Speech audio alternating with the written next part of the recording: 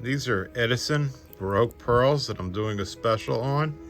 They're 18 inches long. The pearls are 10 to 11 millimeter. They're very good quality. They're slightly Baroque in shape.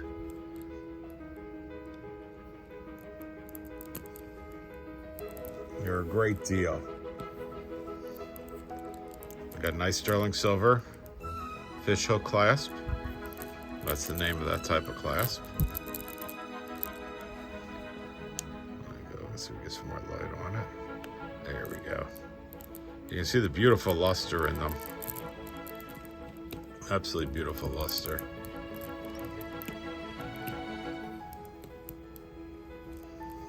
Fantastic deal. These were $140 a strand, and we're going to do them for $79 a strand.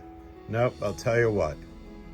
Let's go down to 70 bucks a strand. We're going to do a 70 bucks a strand from 140, 50% off. $70 a strand. Look at the nice quality, beautiful nutting.